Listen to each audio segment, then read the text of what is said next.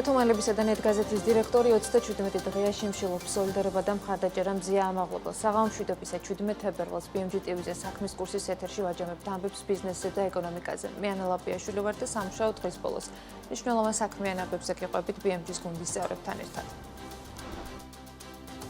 17 თებერვლის ვაჭრობის შედეგად ლარი დოლართან მიმართებით გამყარდა. ლარის ცვლილებამ თითქმის 2 თეთრი შეადგინა და მისი ღირებულება 2 ლარზე და 82 თეთრზე მრგვალდება. ევროს მიმართ ცვლილება თეთრ ნახევარი იყო, შედეგად 1 ევროს ფასი 2 ლარი და 95 თეთრია. თითქმის 2 თეთრით გამყარდა ლარი გირვანქა სტერლინგთან მიმართებით და მისი ფასი 3 ლარი და 55 თეთრის ფარგლებშია. ლარის მიმართ თურქული ლირას კურსი 7 თეთრი და 78 მიასედია. სემეკი უახლოეს მომავალში ინიციატივას წარადგენს, რომლის მიხედვითაც საშუალო და მაღალი წნევის მილსადენების მარკირება უნდა მოხდეს. დავით ნარმანიას განცხადებით, მილსადენების მარკირება დაინტერესებული პირებისათვის კომუნიკაციების შესახებ ინფორმაციის ხელმისაწვდომობას და ანალოგური დაზიანებების პრევენციას უზრუნველყოფს. ლოკომოტივების რემონტის 270 მილიონიან ტენდერში უკრაინული კომპანია დისკვალიფიცირდა. საქართველოს რკინიგზის ტენდერში მხოლოდ რუსული კომპანიები დარჩა. საფინანსო საბიუჯეტო კომიტეტმა გრანტების შესახებ კანონში ცვლილებებს პირველი მოსმენით მხარი დაუჭირა. მთავრობის საპარლამენტო მდივანის ინფორმაციით, კანონს ემატება ნორმა, რომლის მიხედვითაც საჯარო სამართლის იურიდიული პირის ხელმძღვანელს საზოგადოებრივი ორგანიზაციების მხარდაჭერის მიზნებისათვის ექნება როგორც ნორმატიული ხასიათის, ასევე ინდივიდუალური ადმინისტრაციულ-სამართლებრივი აქტის გამოცემის უფლებამოსილება, რათა საქმიანობა შეუფერხებლად წარიმართოს. ბოლო 5 წლის განმავლობაში საქართველოს მასშტაბით დონორი ორგანიზაციების ფინანსური დახმარებით 29 საგზაო პროექტი განხორციელდა. პროექტების უდიდესი ნაწილი საავტომობილო გზების რეაბილიტაციას ეხებოდა, ნაწილი საგზაო უსაფრთხოების გაუმჯობესებას უკავშირდებოდა. საავტომობილო გზების დეპარტამენტის ინფორმაციით, 29 პროექტის ღირებულება ჯამში 3 მილიარდ 440 მილიონი ლარის მოცულობას ცდება. სოციალური სამართლიანობის ცენტრი და პროფესიული კავშირი კონსტიტუციის 78 მუხლი შრომის საერთაშორისო ორგანიზაციას მოუწოდებს შექმნას საგამოძიებო კომისია საქართველოს საჯარო სექტორში საკადრო წმენდასთან დაკავშირებით. არსებობს ფაქტები, რომელიც ადასტურებს, რომ ტერიტორიაზე მძიმე ტექნიკა მოძრაობს. რატომ იყო დედაქალაქში მცხოვრები 150,000 აბონენტი რამდენიმე დღის განმავლობაში ზამთარში გაზმომარაგების გარეშე? ამ კითხვაზე კონკრეტული პასუხი ჯერ არ არის, თუმცა თბილისი ენერჯის წარმომადგენლები გაზსადენის დაზიანებას ადგილზე მიმდინარე სამშენებლო სამუშაოებს უკავშირებენ. ლისის ფერდზე დაზიანებული მაგისტრალური მილსადენის სარეაბილიტაციო სამუშაოების დასრულების შემდეგ სემეკში თემაზე ღია საჯარო მოსმენა დღეს შედგა და გაირკვა, რომ სტრატეგიულ ობიექტზე დაზიანებამ გარე ზემოქმედების შედეგი იყო, თუმცა კითხვა რატომ დარჩა 9 მილიონამდე თბილისის მოსახლე უგაზოდ პასუხგაუცემელია. როგორ აპირებს მარეგულირებელი ორგანო რისკების გადაზღვევას და რა პასუხი აქვს კომპანიას? ანუკა ჯოხაძე მოგვიყვება დეტალებს. 9 თებერვალი 2025 წელი. დედაქალაქში გაზი ავარიულად ითიშება და ცივ ზამთარში გათბობის გარეშე 150,000 აბონენტი რჩება. თბილისი ენერჯი 9 მილიონამდე მოსახლეს საჯარო განცხადებაში, ბუნებრივი აირის მიწოდებას. დაზიანების კერის აღმოჩენიდან მალევე ჰპირდება და პარალელურად დაზიანებული მაგისტრალური მილსადენის აღსადგენად სამუშაოებიც იწყება. წინასწარ საჯაროდ დათქმული ვადები რამდენჯერმე გადაიხედა. ცვლადი ინფორმაციის განახლება ნელდება და უსაფრთხოების რისკების გათვალისწინებით იკლებს სამუშაო პროცესიც. რამ გამოიწვია სტრატეგიული ობიექტის დაზიანება? კომპანია თბილისი ენერჯიში გაზსადენის მილის დაზიანება რომ უცხო პირის ზემოქმედებით მოხდა, ამ პოზიციას შემთხვევიდან 1 კვირის შემდეგ სემეკში გამართულ საჯარო მოსმენაზეც არცვლიან. მიუხედავად იმისა, რომ თბილისის მერმა თბილისელების უგაზოდ დარჩენაში მესამე პირის ბრალეულობა ჯერ ისევ სარეაბილიტაციო სამუშაოების მიმდინარეობის პარალელურად გამორიცხა. აღნიშნული მაღალი წნევის გაზომარაგების მილი დაზიანებული იყო თვითონ უშუალოდ გადაბმაში და ამ ეტაპზე იმაზე საუბარი, რომ ვინმე მესამე პირის ჩარევით მოხდა აღნიშნული შემთხვევა, არ არსებობს არანაირი მტკიცებულება. მძიმე ტექნიკის კვალი არამარტო არსებობს ფაქტებიც, რომ მძიმე ტექნიკა მოძრაობს მაგ ტერიტორიაზე, მათ შორის უშუალოდ მილსადენის თავზე, რაც ბუნებრივია გარკვეულ ზეგავლენას ახდენს მილსადენის ფუნქციონირებაზე, ინფრასტრუქტურის მიმართულებით უნდა იყოს გასადანებთან ტექნიკური რეგლამენტი, გასადანებთან მიმართებაში არსებული მოქმედი ტექნიკური რეგლამენტები აბსოლუტურად დაცული, იმისათვის რომ კომპანიამ ყისიერად შეძლოს რეაგირება. თბილისი ენერჯიმ სემექსში საჯაროდ წარმოადგინა ფაქტები, რომელიც ადასტურებს, რომ დაზიანებული მილსადენის ტერიტორიაზე მძიმე ტექნიკა მოძრაობს, რამაც შესაძლოა გაზსადენის დაზიანება გამოიწვია. მათი შეფასებით, ადგილზე აქტიური განაშენიანების პროცესია. დადგენილ წესებს კი არავინ იცავს. თბილისი ენერჯიში აცხადებენ, რომ საკითხზე კომუნიკაცია ბოლო წლებში თბილისის მერიასთანაც არაერთხელ იყო. სემიკის თავმჯდომარე კი გვიხსნის, რომ სტრატეგიული დანიშნულების ობიექტების მიმდებარედ კონტროლი და პერიოდული მონიტორინგი აუცილებელია. დავით ნარმანიას შეფასებით, მსგავსი ტერიტორიების მარკირება დაზიანებების პრევენციისთვის სამომავლოდ აუცილებლად უნდა მოხდეს.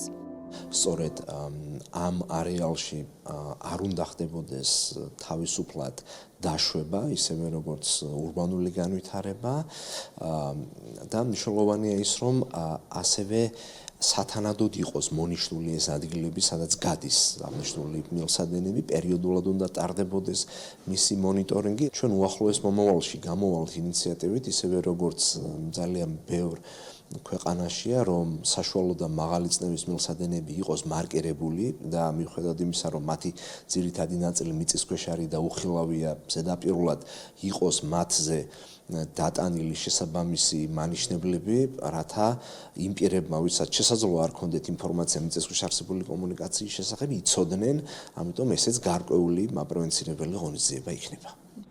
ინფორმაციულ შიმშილს შეადარა სემეკის კომისიის ერთ-ერთმა წევრმა კომუნიკაცია, რომელიც თბილისი ენერჯის წარმომადგენლებს გაზსადენის ავარიული დაზიანების დროს აბონენტებთან ჰქონდათ. ენერგოომბუდსმენი ამბობს, რომ მათ უწყებაში უკმაყოფილო მომხმარებლების არაერთი სატელეფონო შეტყობინება შევიდა, რადგან კომპანიასთან ცხელი ხაზის ან სოციალური ქსელის მეშვეობით დაკავშირება შეუძლებელი იყო. ყველაზე დიდი თქმა ჰქონდა კომპანიას COVID პანდემიის დროს და მაშინ დღეში შემოვიდა 9000 ზარი. დღევანდელ ავარიებზე 30000-მდე ზარი შემოდიოდა, რაც ტექნიკურად ჩემი თვალსაზრისით, თუმცა ამაზე შესაბამისი დარგის სპეციალისტები და ექსპერტები თქვა ფაქტით, პრაქტიკულად სისტემისთვის შეუძლებელია მსგავსი ზარების პასუხი და შემდეგ გენერირება. მომხმარებელი ვერც ერთ ნომერზე, კოლ-ცენტრი იყო ეს თუ ცხელი ხაზის ნომერი იყო და თქვენ მე იქ აღმოჩნდეთ, რომ საავარიო სამსახურზეც კი დაიწყო მომხმარებელმა არასწორი ინფორმაციების მიწოდება. აი ესეთი კოლაფსი არ უნდა გამოეწვია თავისთავად ამას, რომ მომხმარებლებს არასწორი, ასე ვთქვათ, კომუნიკაცია ქონოდათ კომპანიასთან, სადაც საავარიო ჯგუფები გამოიძახეს იქ, სადაც არ იყო გამოსაძახებელი და მსგავსი ტიპის ახსნა-განმარტებები უნდა დაედო ალბათ კომპანიას. ენერგეტიკისა და წყალმომარაგების მარეგულირებელ ეროვნულ კომისიაში ამბობენ, რომ საკითხზე მოკვლევა გრძელდება. მათივე ინფორმაციით გაზსადენის დაზიანების მიზეზს საგამოძიებო უწყებებიც სწავლობენ. თუმცა რამდენად დაადგინს გამოძიება მესამე მხარეს, ბრალეულობას რთული საპროგნოზოა. საგამოძიებო უწყებებს მერვე თვეა ჯორჯიან Water and Power-ის ინფრასტრუქტურის დაზიანების შემთხვევა გაუხსნილ საქმეთა ჩამონათვალში აქვთ, როცა ზაფხულში წიწამურთან წყლის მაგისტრალური მილის დაზიანების გამო 100,000 აბონენტი 10 დღე წყლის გარეშე დარჩა. სახელმწიფო გრანტის მართვის სააგენტო განცხადებების მიღებას მარტიდან დაიწყებს. სახელმწიფო გრანტის მართვის სააგენტო ფუნქციონირებას სწორედ ამ დროიდან დასტარტავს და პარლამენტის საფინანსო საბიუჯეტო კომიტეტმა გრანტების შესახებ კანონში ცვლილებებს პირველი მოსმენით მხარი დღეს დაუჭირა. ქართულ ოცნებაში ამბობენ, რომ ბიუჯეტიდან არასამთავრობო სექტორზე გრანტები არაერთი მიმართულებით შეიძლება გაიცეს, მათ შორის ასეთი მიზანი შესაძლოა თავად ხელისუფლების საქმიანობის კონტროლიც იყოს.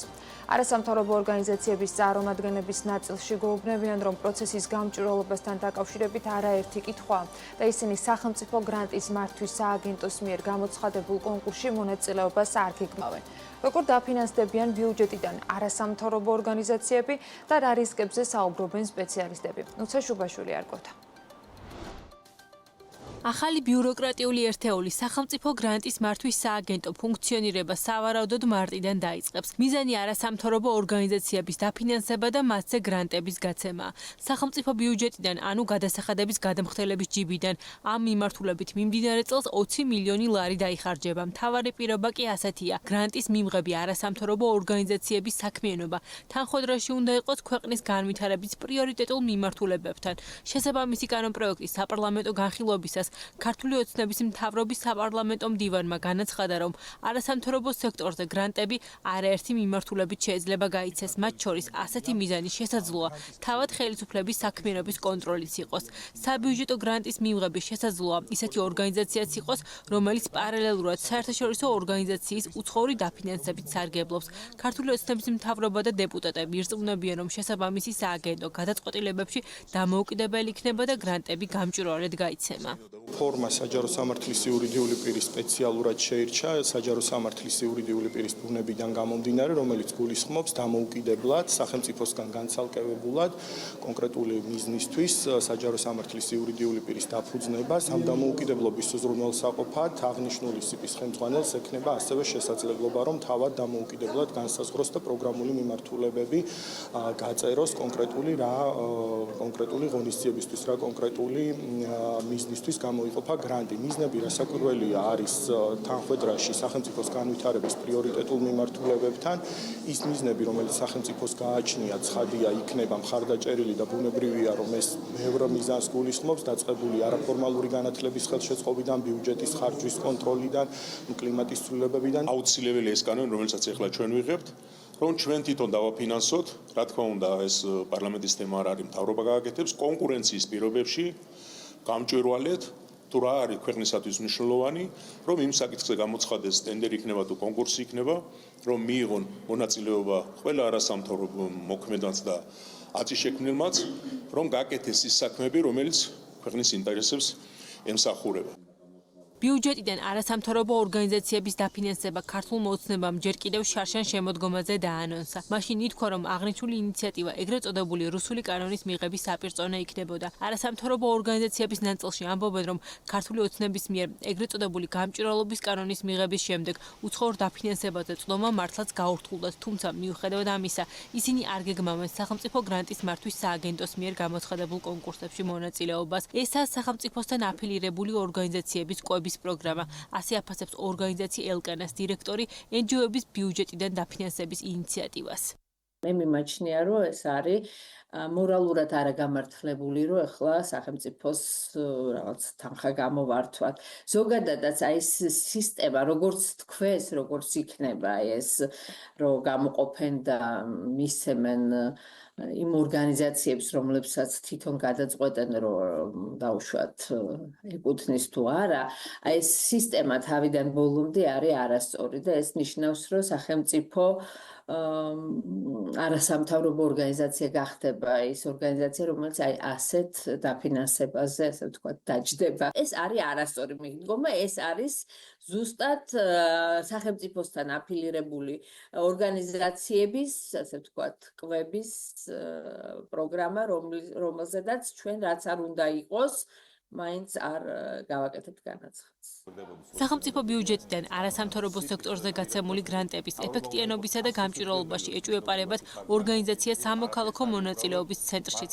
ცენტრის ხელმძღვანელი ირაკლი აბესაძე ამბობს, რომ ერთადერთი კრიტერიუმი, რომლის მიხედვითაც საზოგადოებრივი ორგანიზაციები დაფინანსდებიან ქართული ოცნების ხელისუფლებასთან კავშირი, ხოლო მიზანი სამთავრობო ინტერესების გატარება იქნება. სპეციალისტები ამბობენ იმასაც, რომ მსგავსი ფორმით არასამთავრობო სექტორის დაფინანსება კორუფციის რისკებსაც ქმნის. ასეთი შეიძლება აღვნიშნოთ მაგალითად ის არასამთავრობო ორგანიზაციები, რომლებიც 2024 წლის არჩევნებს აკვირდებოდნენ და ერთი საჩივარიც კი არ დაუწერიათ. გასაგებია, რომ ისინი მოქმედებდნენ ალიანსში ხელისუფლებასთან იმ ფონის შესაქმნელად, რომ თითქოს ვინმე არჩევნებს აკვირდებოდა ისეთი მის დარღვევებს ვერ ხედავდა. სწორედ ესეთი არასამთავრობო სექტორი ჭირდება ქართულ ოცნებას, ვის მხოლოდ აქებს მას და ვიც ეხმარება მას მისი პოლიტიკური მიზნების შესრულებაში. ეს არის 20 მილიონი, რომელსაც მათ დამატებით უნდა ხელფასების სახით დაარიგონ მათ მხარდამჭერებზე, იმაზე, რომელსაც უბრალოდ ვეღარ აფორმებენ სახელმწიფო ინსტიტუტებში და რაც თავარია, მათ ანტურაჟისთვის, მოჩვენებითი ანტურაჟისთვის ჭირდებათ, რომ თითქოს არასამთავრობო სექტორმა რაღაც მოუწონათ. მიზანი არის ალბათ ის, რომ ვიღაცები ბიუჯეტის ხარჯზე მეტი კმაყოფილი ადამიანი ყავდეთ რა, რაც ეგეთ მიზანი ხშირად აქვთ ხოლმე და ჩვენ ფულს ახარჯავენ იმაში, რომ ვიღაცებს ფული გადაუხადონ და მოიმადლიერონ. თუ ხელისუფლებისგან აიღო ფული, ხელისუფლებას ის არ გააკრიტიკებს, ჩვენ ვიცით. საქართველოში ყოველ შემთხვევაში ეს ასე არის. თუ გააკრიტიკებს კიდე, მაგალითად რაღაც შეთანხმებული იქნება, რომ აი აქედან აქამდე მაკრიტიკებდა, მეტი არა და ეგ ხო არასწორი არის, ანუ ყალბია ეს ყველაფერი, ძალიან დიდი სიყალბეა ზოგადად ამ ქართული ოცნების პირობებში ყველაფერი და ესეც ერთ-ერთი სიყალბეა, ანუ არასწორი არის, საფუძველშივე არასწორია.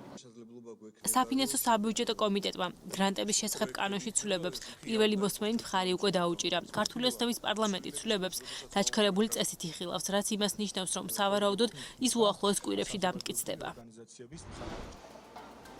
ეროვნული ბანკის განახლებული სტატისტიკის მიხედვით 2025 წლის იანვარში ქვეყანაში შემოსული ფულად იგზავნილების ნაკადების მოცულობა 252 მილიონ 400 დოლარი იყო, რაც 8.5%-ით კლებას ნიშნავს ერთ წლიან პერიოდში, ანუ 2024 წლის იანვარს თუ შევადარებთ მონაცემებს. გზავნილების შემცირება რუსეთის ფედერაციიდან გადმორიცხული თანხების 62%-ით კლებას უკავშირდება, რაც საქართველოში რუსული მიგრაციული ეფექტის შემცირებით აიხსნება. თუმცა იმ ქვეყნებიდან, საიდანაც გზავნილების ძირითადი წყარო არის საქართველოდან ემიგრირებული მოსახლეობა, გზავნილები გაზრდილია. პირველ ადგილზე შეერთებული შტატები 47 მილიონი დოლარით, ეს წლეურად 23%-ით მატება. მეორე ადგილზე კი იტალია 46 მილიონ დოლარიანი მაჩვენებლით, მესამეზე რუსეთია 25 მილიონი დოლარის ფულადი გზავნილებით. აღიარების ძიებაში ქართული ოცნების წევრების მხრიდან გასაჯაროებული მილოცვების წირი ჩამონათვალი, რაც ბოლო 2 თვის განმავლობაში საზოგადოებამ იხილა, რამდენიმე ერთეულ შემთხვევაში გამომგზავნების მხრიდან საპასუხო წერილების საფუძველი გახდა და ახსნა განმარტებების. კითხვები სავალუტო ფონდის მხრიდან მილოცვასთან დაკავშირებულ ეროვნული ბანკის რელიზებს გაჩნდა და ამის მიზეზად IMF-ისგან ზოგადად უჩვეულო მოქმედება და ეროვნული ბანკის პოლიტიკასთან სავალუტო ფონდის კითხვებიც არის. ვინ მიულოცა სავალუტო ფონდიდან ნათია თურნავას, ამას არ და ელენე კვანჭილაშვილი და რამდენად იყო ეს აღმასრულებელი დირექტორი ამისთვის მიუმართეთ ეროვნულ ბანკს, რომ გაესაჯაროებინა მისალოცი წერილი, რომლის შინაარსი და მათ შორის ციტატაც ხელმისაწვდომი იყო საზოგადოებისათვის, თუმცა დოკუმენტი არ ვიცი რამდენად მიიღო ამ მიმართვის შემდეგ ელენე საღამოშვიდობის ელენე, გვაქვს თუ არა ეროვნული ბანკისგან პასუხი. ანა სალამი, დიახ, დღესდღეიდან ვცდილობ რომ მივიქციო სების ყურადღება პირადად ოფიციალურად მიმართე, რომ აგვიხსნან თუ რატომ არ საჯაროვდება წერილი, რომელიც ნათია თურნავამ მიიღო, როგორც მათ თავად ვებგვერდზე უწერიათ IMF-ის აღმასრულებელი დირექტორისგან, რომელიც ჩვენი კვლევით და ამაზე დღეს დილით საქმიან დილაში უკვე დეტალურად მოუყევით ჩვენს მაყურებელს, აღმასრულებელი საბჭოს ერთ-ერთი აღმასრულებელი დირექტორია 25-დან სებმა დღის ბოლოს ეს პასუხი დაგვიბრუნა. წერილის სრული შინაარსის გასაჯაროების უფლება საერთაშორისო პროტოკოლის ნორმებიდან გამომდინარე არ გვაქვს. ამასთან კიდევ ერთხელ ვადასტურებთ, რომ წერილი არის ოფიციალური. ჩემს შემდეგ კითხვაზე, თუ ქართულად და ინგლისურად დევს უკვე ამონარიდი ამ წერილიდან, მაშინ რატომ არ შეიძლება მისი სრული ვერსიის გაზიარებაც ეს პასუხი მივიღე. რაც შეეხება კითხვას, რატომ არ ითვლება დარღვევად წერილიდან ამონარიდის გასაჯაროება? მოგეხსენებათ, რომ თქვენი თხოვნა წერილის სრული გასაჯაროება, რაც ეწინააღმდეგება პროტოკოლის ნორმების დარღვევას, ვინაიდან შეიცავს პერსონალურ ინფორმაციას, რომელსაც მესამე მხარესთან შეთანხმების გარეშე ვერ გავასაჯაროვებთ. ჩემს შემდეგ კითხვაზე აპირებს თუ არა სები მესამე მხარესთან შეთანხმებას და წერილის საბოლოოდ გასაჯაროებას ამ ნაწილზე პასუხი ეთერში შემოსვლამდე არ მიმიღია. ჩემს შემდეგ კითხვაზე რაც ამბობს სები ამ განცხადებით საბოლოო ჯამში ულოცავს თუ არა IMF-ი როგორც ფონდი, როგორც ინსტიტუცია ნათია თურნავას ეროვნული ბანკის პრეზიდენტად დანიშნვას, რაც დამეთანხმებით რომ კი ან არა პასუხს მოითხოვს. უბრალოდ კაფეო პასუხი ვერც ამ კითხვაზე მივიღე სანამ ეთერში შემომდოდი. ჩემს მიერ დამუშავებული ინფორმაცია ამბობს, რომ იმისთვის, რომ აღმასრულებელი საბჭოს მოსაზრება ან ხედვა მთლიანად ფონდის მოსაზრებად ან ხედვად ჩამოყალიბდეს, ამისთვის აუცილებელია ყველა დირექტორის ერთიანი პოზიცია, მხოლოდ ერთი ქვეყნის თუ ქვეყნის ჯგუფთა წარმომადგენლის პოზიცია ამისთვის საკმარისი არ არის. ფონდის რთული სტრუქტურიდან გამომდინარე ამ ტექნიკური დეტალების გასარკვევად IMF-ის ადგილობრივ წარმომადგენლობასაც მივმართე მას შემდეგ, რაც სებმა პასუხი დამიბრუნა. დღეს IMF-ისთვის ოფიციალური დასვენების დღეა.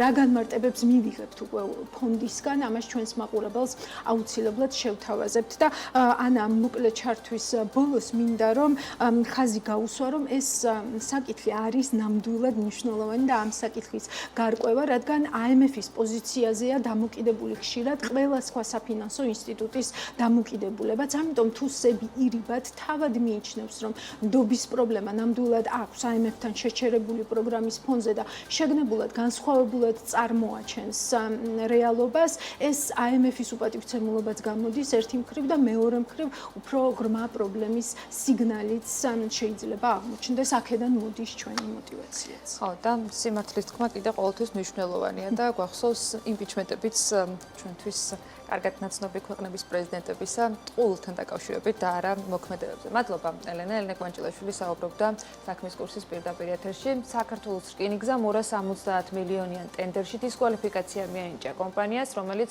ლოკომოტივების რემონტს უკრაინასა და ლატვიაში სთავაზობდა. შედეგად დარჩა ერთადერთი მონაწილე, ჟპს გორგია, რომელიც რემონტს რუსეთში ჩაატარებს. ტენდერი 2024 წლის დეკემბერშია გამოცხადებული.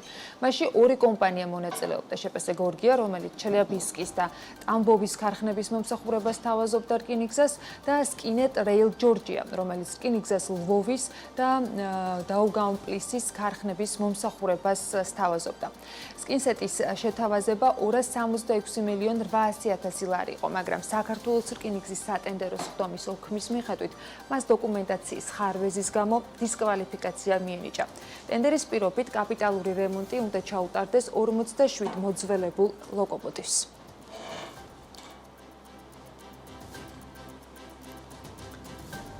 პრეტენდენტის არარსებობის გამო 4 ჩავარდნილი ტენდერის შემდეგ შინაგან საქმეთა სამინისტრო პოლიციელებისათვის საკვებს 193.000 ლარად გამარტივებული წესი ტყიდულობს. შესყიდვების სააგენტოს ვებგვერდზე გამოქვეყნებული ინფორმაციით წინასწარ ვერ იქნებოდა გათვალისწინებული გარემოება, რომ შინაგან საქმეთა სამინისტრო სტრუქტურული დანაყოფების მოთხოვნის უზრუნველსაყოფად ამ წლის განმავლობაში საჭირო ოდენობაზე სხვადასხვა სახის საკვები პროდუქტის, სოსისის, ბოსტნეულის, ორაგულის შესყიდვის მიზნით გამოცხადებული კონსოლიდირებული ტენდერები არ შედგებოდა და ამიტომ ახალი ტენდერის გამოცხადებას და გამარჯვებულის გამოვლენა სჭირდება 10 დღე, რაც პოლიციისათვის მოლოდინის დიდ დრო აღმოჩნდა.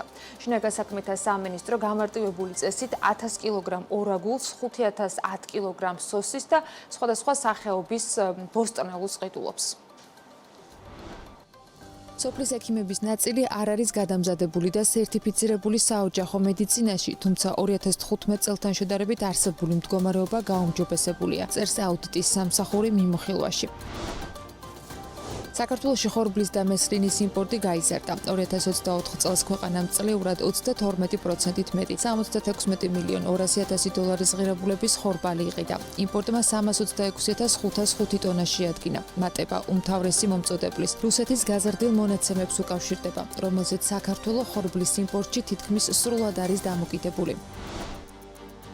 საქსატის წინასწარი მონაცემებით 2024 წლის ბოლოსთვის მსხვილფეხა რქოსანი პირუტყვის რაოდენობა 811.500 სული შეადგინა, რაც წინა წლის მონაცემზე 3.1%-ით ნაკლებია. აქედან ფურის და ფურკამეჩის ჯამური რაოდენობა 357.800 სულით განისაზღვრა, რაც წინა წლის ანალოგიურ მაჩვენებელს 5%-ით ჩამორჩება. საქართველოში სუპერმარკეტების ერთ-ერთ უმსხვილეს ქსელს ორნაბიჯს ახალი დირექტორი ჰყავს. ნოემბრიდან თანამდებობას არჩილ მელიქაძე იკავებს. ბიზნეს რეესტრის მონაცემებით შოთა გიორგაძე, რომელიც ცვლილებამდე კომპანიის ერთადერთი დირექტორი იყო, ორი ნაბიჯის დირექტორის თანამდებობაზე რჩება, თუმცა გენერალური დირექტორის პოსტი მელიქაძემ დაიკავა. ეს ჩვენი სამოქალაქო პოზიციაა. თვალმა ალუბალმა ნანუკას ფონდში 20.000 ლარი ჩარიცხა. კაფეს მფლობელი ამბობს, რომ სურთ აქციებზე დასარალებულ ადამიანებს დაეხმარონ. სამართალწარმოების პროცესში ჩადენილი დანაშაულების გამოძიების დეპარტამენტის უფროსის ინფორმაციით, დეპარტამენტის შექმნიდან ამ დრომდე დაზარალებულად 488 პირია ცნობილი, საიდანაც 335-ს პროკურატურის შემაჯამებელი გადაწყვეტილების შედეგად დაუბრუნდა ან დაბრუნების პროცესშია 67 მილიონი ლარის ღირებულების უძრავი და მოძრავი ქონება.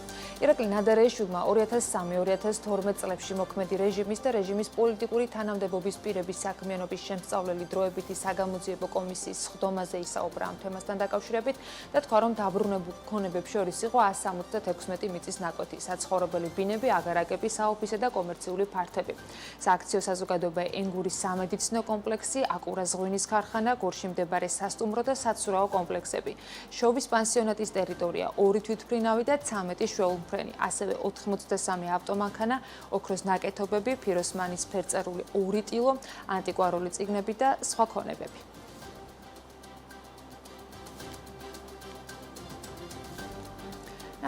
ნათია თურნავა გიორგი ბაჩიაშვილის საქმეზე დაიკითხა, სასამართლოს სხდომა დახურულ რეჟიმში წარიმართა, მას მედიასთან ვრცელი კომენტარი არ გაუკეთებია, ერთადერთი რაც სხდომის დაწყების წინ სერბიის პრეზიდენტმა და შემდეგ თქვა იყო ის, რომ ყველაფერი კანონიერია. საქმის ბრალდებული გიორგი ბაჩიაშვილი ამბობს, რომ მთავარი კითხვა თურნავასთან იქნება, მან თუ ნახა რაიმე დოკუმენტი, რომელიც პირდაპირ ან ირიბად ივანიშვილის ინვესტორობას ამტკიცებს.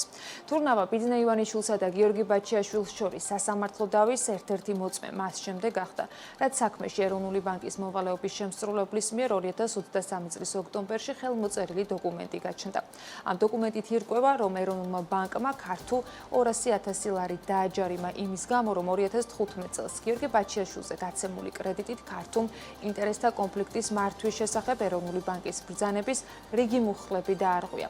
ეროვნული ბანკის მიერ ქართულ ბანკის დაჯარიმების ბრძანება ბაჩიაშვილის წინააღმდეგ პროკურატურის ერთ-ერთ არგუმენტს წარმოადგენს, ეს იმის მიუხედავად, რომ ბაჩიაშვილს ქართულ ბანკის მენეჯმენტთან შეხება არ ქონია და ბანკის მიერ კრედიტის გაცემა არ გაცემის საკითხს ის არ წყვეტდა.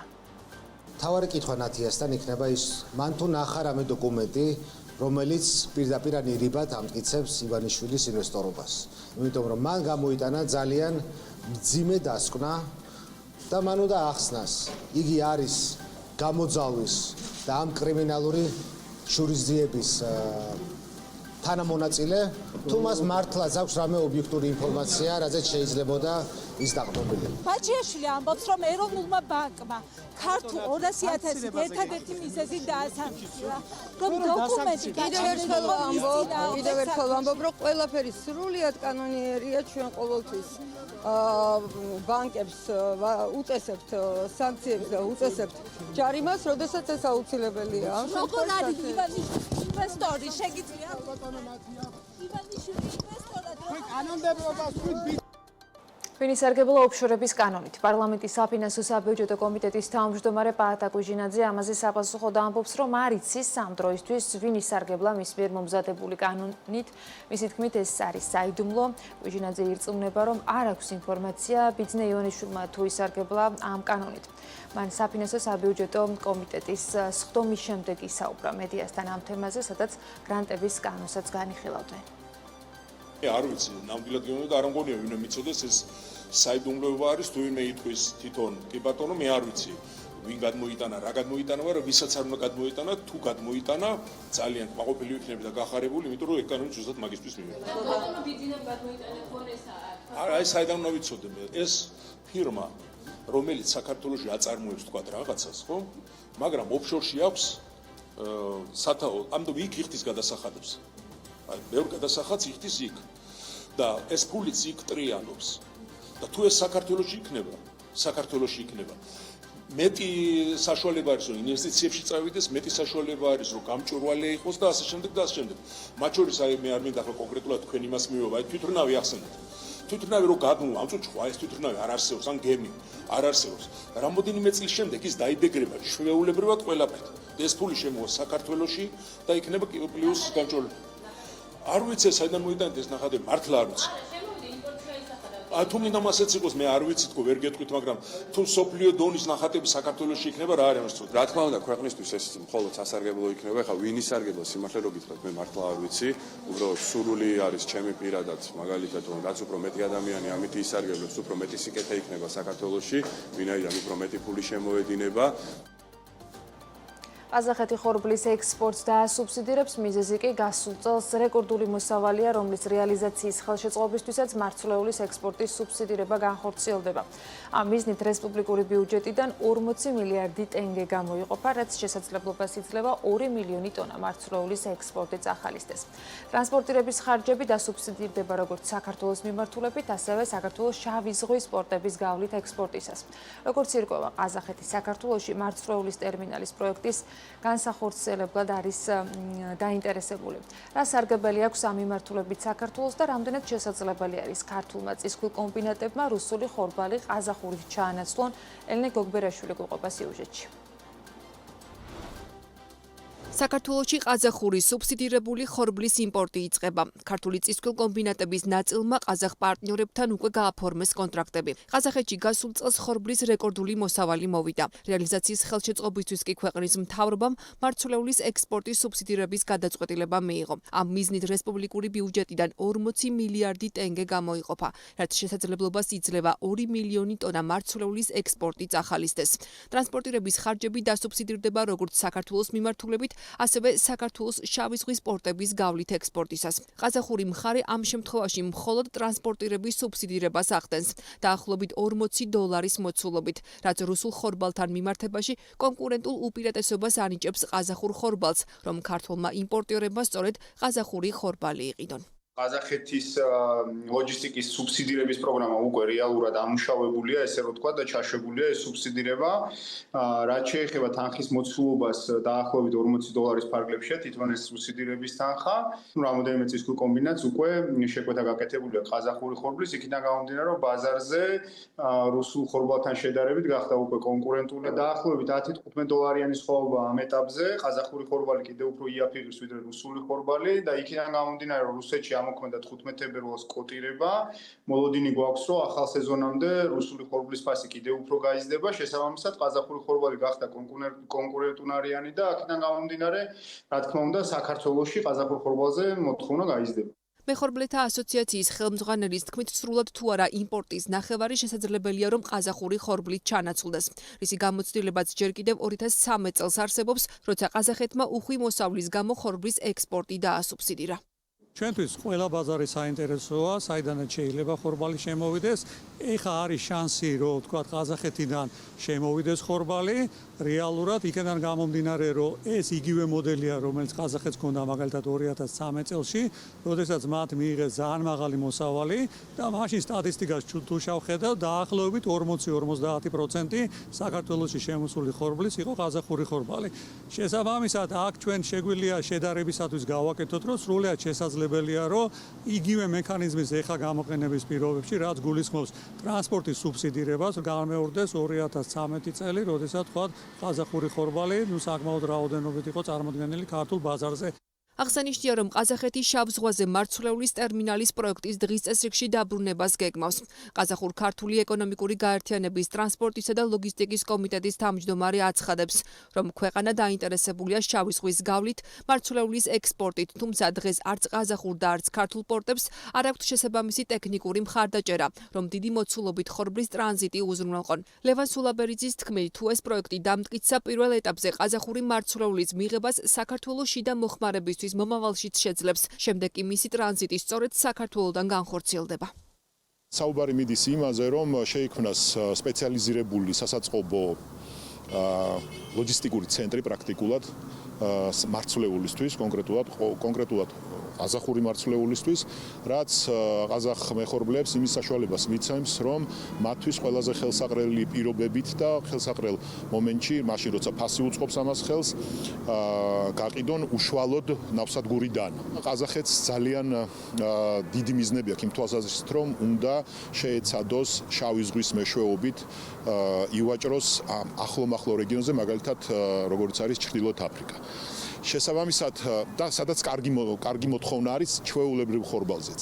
თუ ეს ყველაფერი ისე მოხდა, როგორც დაგეგმილი არის და ამ ეტაპზე მხოლოდ საუბრები მიდის, ხდება შესწავლა, რა თქმა უნდა ძალიან შეუწყობს ამ ყველაფერს ხელს ის გამოცხადებული, ასე ვთქვათ, პოლიტიკა ყაზახური მთავრობის, რომ დაასუბსიდიროს ლოჯისტიკა. თუ შევხედავთ გრძელვადიანად, ყაზახურ მხარეს ადრესაც ჰქონდა ინტერესი იმისათვის, რომ იგივე შავი ზღვის პორტებით, მათ შორის ფოთის პორტთან მიმართებაში გაეკეთებია ტერმინალი, რითაც საშუალება ექნებოდა მსოფლიო ბაზარზე გასვლით.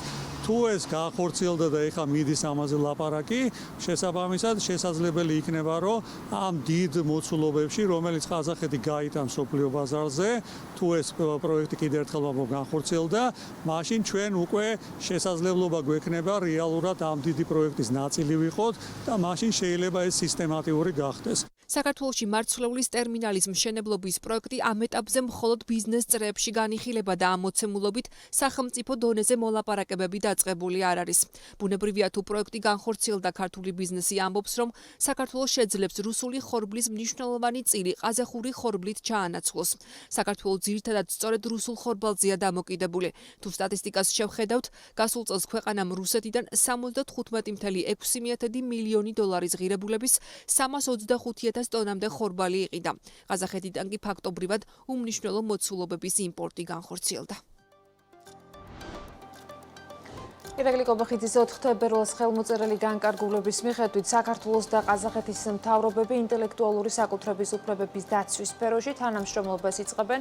ამ განკარგულების თანახმად შეთანხმებას ხელი საქართველოს საერთაშორისო ხელშეკრულების შესახებ კანონის პარაგრაფში მოეწერა. სხვა დეტალები განკარგულებაში მითითებული არ არის. გასულ კვირაში ცნობილი გახდა, რომ ყაზახეთში გაცვლითი პროგრამებით საქართველოსთან წლის განმავლობაში 5 სტუდენტი გაემგზავრება. ამას ითვალისწინებს საქართველოსა და ყაზახეთის განათლების უწყებებს შორის გაფორმებული თანამშრომლობის მემორანდუმი, რომელსაც საქართველოს მხრიდან თებერვლის დასაწყისში ყაზახეთში ვიზიტისას ქართული ოცნების განათლების მინისტრმა მოაწერა.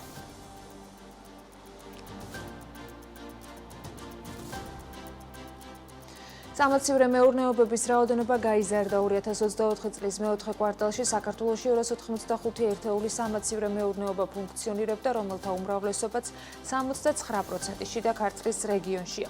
მოქმედი სამაცივრე მეურნეობები ასევე განთავისუფლებული არის თბილისსა და ქვემო ქართლის რეგიონში. 2023 წლის მეოთხე კვარტალთან შედარებით კი სამაცივრე მეურნეობები 11%-ით არის გაზრდილი. ამ შუალედში მომსახურება 321 მომწოდებელს გაეწია. სამაცივრე მეურნეობებში დასაქმებულთა საშუალო თვიური ანაზღაურება კი თვიური რაოდენობა 1395 იყო. მეოთხე კვარტალში სამაცივრეებში შენახული იყო 73,000 ტონა პროდუქცია. მათ შორის 35% ქათმის გაყინული ხორცის ჩათვლით ხორცი, 23% ხილი და ბოსტნეული, 19,7% ხილი და ხორც პროდუქტები. ნახევარფაბრიკატების ჩათვლით ქათმის ხორცის გარდა. სხვა პროდუქტები ამ საანგარიშო პერიოდში სამაცივრე მეურნეობების მიერ უცხო ქვეყნებში გაყიდული პროდუქციის ღირებულება 3,800,000 ლარი იყო.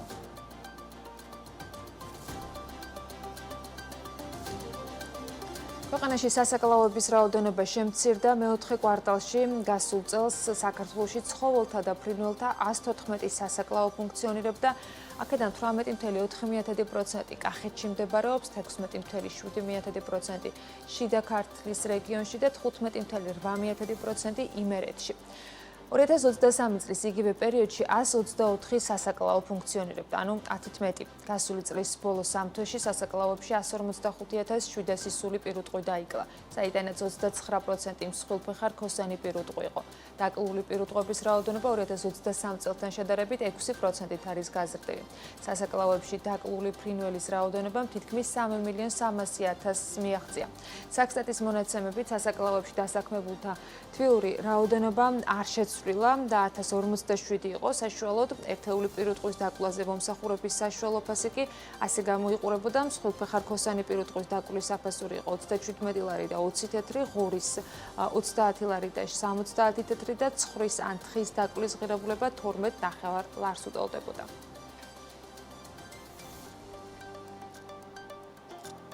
საქართველოს მთავრობა ქვეყანაში მართვის მოწმობების და იარაღის ლიცენზიის გაცემისათვის ფსიქიკური ჯანმრთელობის, ალკოჰოლიზმის, ნარკომანიის და ტაქსომანიის მქონე პირების ერთიანი ბაზის შექმნას გეგმავს. ამას ითვალისწინებს საკანონმდებლო პაკეტი, რომელიც მთავრობამ პარლამენტს წარუდგინა. კანონპროექტი ჯანდაცვისა და დარგობრივი ეკონომიკის კომიტეტებმა განიხილეს და მხარი დაუჭირეს. ცვლილებების პროექტი შინაგან საქმეთა მინისტრის მოადგილე ალექსანდრე დარახოლიძემ წარმოადგინა. მომხსენებელმა კანონპროექტის წარდგენისას თქვა, რომ ლიცენზიის ნებართვის გაცემისას პირი წარადგენს შესაბამის მოწმობას ჯანმრთელობის შესახებ, მაგრამ შესაძლოა შემდგომში პირს შეეცვალოს ჯანმრთელობის მდგომარეობა და სწორედ ამიტომ გახდა საჭირო ოკუპირებული ტერიტორიებიდან დევნილთა შრომის ჯანმრთელობის და სოციალური დაცვის სამინისტროს ბაზაზე შესაბამისი სამსახურის შექმნა. საკანონმდებლო ცვლილებები მოიცავს იარაღის ტარების უფლების შეჩერების მექანიზმსაც, თუ პირი მოხვდება მაგალითად შესაბამის ბაზაში. მას წარსულში გაცემული ნებართვა შეუჩერდება. სიის შედგენა ჯანდაცვის სამინისტროს დაევალება, ხოლო მასზე წვდომა ექნება შინაგან საქმეთა სამინისტროს. საერთაშორისო კრიპტობირჟაზე ბიტკოინის, ეთერიუმის და სხვა კრიპტოაქტივების ფასები ეცემა. ამჟამად ინდუსტრიის საერთო კაპიტალიზაცია 3 ტრილიონ 200 მილიარდ დოლარს შეადგენს, რაც ერთ კვირაში 1.5%-ით შემცირებული მაჩვენებელია. თითქმის 2%-ით დაეცა ბიტკოინის ღირებულება და ის ამჟამად 96,200 დოლარად ივაჭრება. მისი საბაზრო კაპიტალიზაცია ტრილიონ 900 მილიარდი დოლარის ფარგლებშია. Financial Times-ის ინფორმაციით, ევროკომისია სოფლის მეურნეობის არაერთი პროდუქტის იმპორტის აკრძალვას განიხილავს, რომელიც პესტიციდების გამოყენების ევროპულ სტანდარტებს არ შეესაბამება. აკრძალვა მათ შორის შტატების პროდუქტებს შეეხება. პოლიტიკოს ინფორმაციით, ლატვიის ხელისუფლება თავის მოქალაქეებს რუსეთსა და ბელარუსში ტურისტულ მოგზაურობებს აუკრძალავს, რომ ამ ქვეყნებში ლატვიელების უფლებების დარღვევის რისკები შეამციროს და ჯაშუშებად მათი გადაბირების მცდელობები თავიდან აიცილოს. CNN-თან საუდის არაბეთის ხელისუფლების ოფიციალური პირი ამბობს, რომ საუდის არაბეთი შეერთებულ შტატებსა და რუსეთს შორის მოლაპარაკებების უბრალოდ მასპინძლობაზე მეტს გააკეთებს და მხარეებს შორის შუამავლის როლს შეასრულებს. CNN-ს რამდენიმე წყარომ დაუდასტურა, რომ შეერთებული შტატებისა და რუსეთის წარმომადგენლებს შორის უკრაინაში მიმდინარე ომის შესახებ მოლაპარაკებები სამშაბათს დაიწყება. რუსეთი 1 მარტიდან საავტომობილო ბენზინის ექსპორტის სრულ აკრძალვას განიხილავს. ამ მიზნით ნავთობწარმოებლები ვიცე-პრემიერ ალექსანდრე ნოვაკს შეხვდნენ. საფრანგეთის საგარეო საქმეთა მინისტრის განცხადებით, რუსეთის დიდ შვიდეულში დაბრუნება წარმოუდგენელია. ჟან-ნოელ ბარომ ფრანგულ ტელეარხთან ინტერვიუში არ გამორიცხა მოსკოვის რეინტეგრაცია, თუ უკრაინაში სამართლიანი და გრძელვადიანი მშვიდობა დამყარდება. ბოლო პერიოდში საერთაშორისო ენერგეტიკულ ბირჟაზე ნავთობის ფასები კლებას აჩვენებს და ერთვიან პერიოდში კორექცია 8%-ს აღწევს, წინა წელთან შედარებით კი ნავთობის საშუალოდ 9%-ით არის გაიაფებული. ბრენტის ღირებულება $74 ამ დროისათვის, WTI-ის ფასი $70 ნიშნულზეა, რუსულ ნავთობს რაც შეეხება, ურალსის ფასი ბარელზე $68 მიდამოებშია. ბოლო პერიოდის განმავლობაში ნავთობის გაიაფება უკრაინასა და რუსეთს შორის შესაძლო სამშვიდობო შეთანხმების გაჩენის პერსპექტივით აიხსნება. ტრამპის და პუტინის საუბარმა შექმნა მოლოდინი, რომ შესაძლოა რუსული ნავთობის ექსპორტზე დაწესებული სანქციები შესუსტდეს. ეს ბაზარზე მიწოდების ზრდას გულისხმობს, რაც ნავთობის გაიაფებას იწვევს. მეორე მნიშვნელოვანი ფაქტორი, რომელიც ნავთობის ფასების შემცირებას იწვევს, ჩინეთის ეკონომიკური მდგომარეობა. ჩინეთი ნავთობის ყველაზე მსხვილი შემწყვეტველია მსოფლიოში და მისი ეკონომიკის მდგომარეობა დიდ გავლენას ახდენს გლობალურ ბაზარზე. ბოლო პერიოდში ჩინეთის ეკონომიკური ზრდა შენელდა, ახალი სახლების ფასები წლიურ მინიმუმამდე დაეცა, ხოლო ექსპორტის მაჩვენებლები დაგეგმილზე უფრო ცუდი იყო. ეს ვითარება ინვესტორებში საკმაოდ შემაშფოთებელი აღმოჩნდა და ჩინეთის ეკონომიკის შესუსტება გლობალური მოთხოვნის შემცირებაზე ახდენს გავლენას, რაც თავის მხრივ ნავთობის ფასზე ახდენს ზეწოლას და შტატების მთავრობა ჩინეთს ახალ ტარიფებს და სავაჭრო სულდებს უწესებს, ესეც აზიური სახელმწიფოს ეკონომიკური ზრდის დინამიკას კიდევ უფრო მეტად აფერხებს, სწორედ ამიტომ ნავთობის ფასზე გავლენის მომხდენი ესეც არის. ამას გარდა შტატების ნავთობის მარაგები იზრდება და ენერგეტიკის ადმინისტრაციის მონაცემებით შტატებში ნედრი ნავთობის მარაგები რიგით მესამე კვირა, რაც ზრდის ტენდენციაზეა. ეს მოცემულობა კი ფასს ბუნებრივად ამცირებს.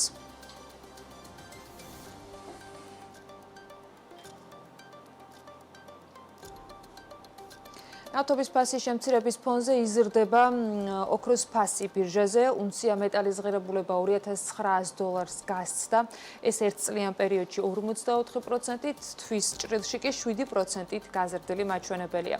ვერცხლის შემთხვევაში წლიური მატება 42%-იანია. ბოლო პერიოდის განმავლობაში ოქროს გაძვირება გეოპოლიტიკური რისკების ზრდასთან არის დაკავშირებული და ასევე მიმდინარე კონფლიქტების ესკალაციასთან. ასეთი მოცემულობა ინვესტორებისათვის არ არის კარგი ვითარება.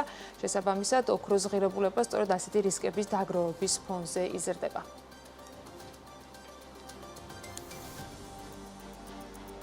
საერთაშორისო კრიპტობირჟაზე ბიტკოინის, ეთერიუმის და სხვა კრიპტოაქტივების ფასი შემცირებისკენ არის, ინდუსტრიის საერთო კაპიტალიზაცია კი $3 ტრილიონ 200 მილიარდ შეადგენს, რაც ერთ კვირაში 1.5%-ით შემცირებული მაჩვენებელია. თითქმის 2%-ით დაეცა ბიტკოინის ღირებულება და ის $96,000 ივაჭრება. მისი საბაზრო კაპიტალიზაცია $1 ტრილიონ 900 მილიარდი ფარგლებშია.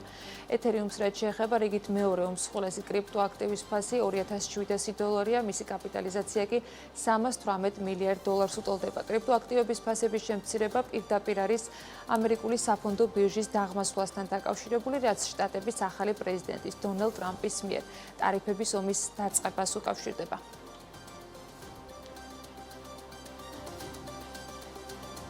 რუსეთის ცენტრალურმა ბანკმა მონეტარული პოლიტიკის შენარჩუნების და რეფინანსირების განაკვეთის 21%-ზე უცვლელად დატოვების გადაწყვეტილება მიიღო.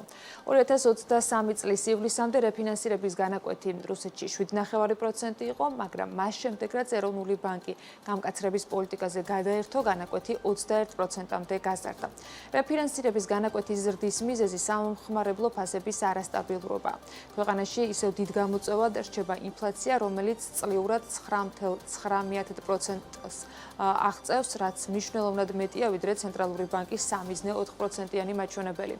ცენტრალური ბანკის მარეგულირებლის პროგნოზით 2025 წლის განმავლობაში ქვეყანაში ინფლაცია 7.8%-ის ფარგლებში იქნება. 2026 წლიდან კი ცენტრობანკის ინფორმაციით CPI-ის მაჩვენებელი 4%-ის ფარგლებში დასტაბილურდება. დამოუკიდებელი ექსპერტების შეფასებით ოფიციალური სტატისტიკა ქვეყანაში არსებულ ვითარებას არ ასახავს და რეალური ინფლაციის მაჩვენებელი კიდევ უფრო მაღალია. ამ მოსაზრებას ის მოცემულობაც ამყარებს, რომ ცენტრობანკის მიერ განსაზღვრული რეფინანსირების განაკვეთი 21% არის, რაც წესით 9.9%-იანი ინფლაციის პირობებში საკმაოდ მაღალი არის. როგორც დამოუკიდებელი ექსპერტები აღნიშნავენ, ქვეყანაში ყველა იმ ტიპის საქონელი არის მკვეთრად გაძვირებული, რომელიც იმპორტზეა დამოკიდებული, განსაკუთრებით დრამატულად ტექნიკის და ავტომობილების მიმართულებით ფიქსირდება ფასების მატება.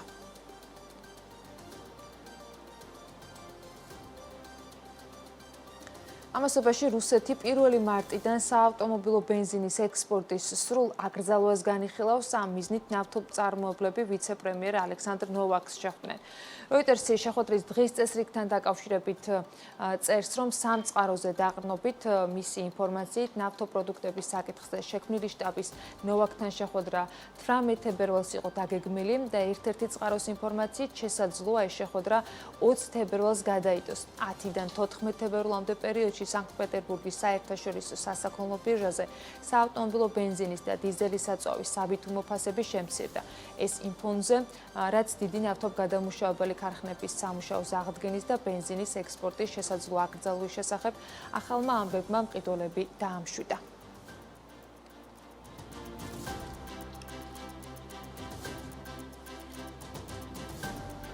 ასეთი იყო საქმის კურსის შემაჯამებელი გამოშვება ამ დროისათვის. წინ საქმიანი საღამო გეულდებათ, რომელსაც გიორგი არონია და გიორგი თოლორდავა გაუძღობიან. ჩვენ ერთმანეთს ხვალ შევხვდებით BMG TV-ზე ზუსტად 7 საათზე დროებით.